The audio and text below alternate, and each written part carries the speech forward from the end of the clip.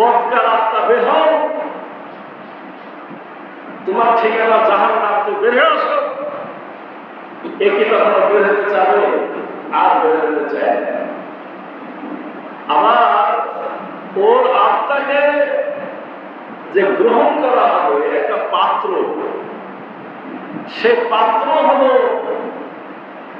মারাত্মক ময়লা, দুর্গন্ধ এবং জাহান্নামের আগুনে পরিপূর্ণ।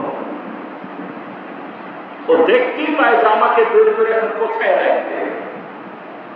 যখন সে দেখতে পায় তখন আর বের হতে চায় না। বের হতে তো চাইলে এবার ফেরেশতারা দুই ভাগ হয়ে যায়।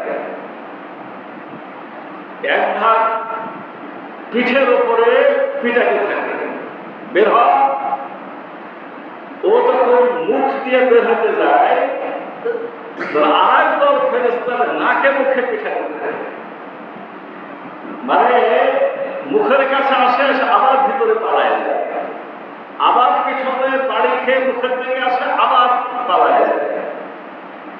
এগুলো করার পিছনে কারণটা হলো শাস্তি দেওয়া। শেষ পর্যন্ত ফেরেশতারা নিজেরাই দায়িত্ব গ্রহণ করে, দায়িত্ব গ্রহণ করে তাদের প্রত্যেকটা লোমকূপ, শরীরের প্রত্যেকটা কোষ থেকে, গোটা শরীরের প্রত্যেকটা জোড়া থেকে তার যে অবস্থান, ওই অবস্থানগুলো থেকে টেনে হিঁচড়ে তাকে বের করে নিয়ে আসে। এবার যখন মুখের কাছে নিয়ে আসে শেষবারের বেলায়, তখন আজরাইল আলাইহিস সালাম, অর্থাৎ মৃত্যু যিনি ফেরেশতা, আমরা আজরাইল বলছি, এই ফেরেশতা মালাকুল মউত, মৃত্যুর ফেরেশতা, উনি এসে তখন বন্ধনটা খুলে দেয়। বন্ধন খুলে দেয় মানে কি? আমার যে বাহ্যিক শরীর, এই শরীর এবং রূহ বা আত্মা, এর মধ্যে একটা বন্ধন আছে, জোড়া আছে। এই জোড়াটা মালাকুল মউত খুলে দেয়।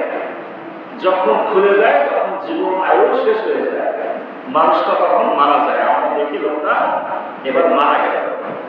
এর আগে যে এত কিছু ঘটলো আমরা জানি না। এর আগে কি কি ঘটেছে বলা হচ্ছে যে এই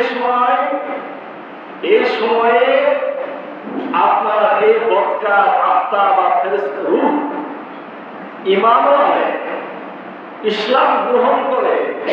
ও বলে আমি আল্লাহকে মেনে নিয়েছি, আমি রাসূলকে মেনে নিয়েছি।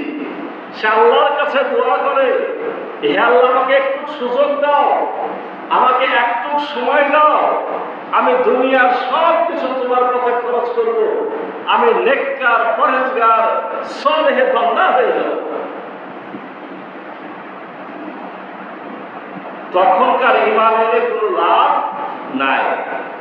মৃত্যুর আলামত যখন স্পষ্ট হয়ে যায় তখন ঈমান নিয়ে এসে কোনো লাভ নাই। তখন তার কোনো আরজি কবুল করা হয় না।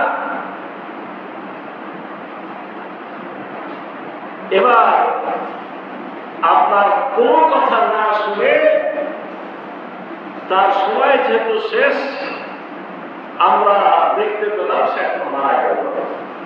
অর্থাৎ এবার তার আত্মাটাকে নিয়ে ফেরেশতারা, বদকার আত্মা গ্রহণকারী ফেরেশতারা, এই আত্মাটাকে একটা পাত্রে গ্রহণ করে, যে পাত্রটা ভয়ঙ্কর, দুর্গন্ধময়, উত্তপ্ত, এই পাত্রে আত্মাটাকে গ্রহণ করে সিজ্জিনে নিক্ষেপ করে। সিজ্জিন শব্দের অর্থ হলো জেলখানা। এই আত্মাগুলোকে সিজ্জিনে নিক্ষেপ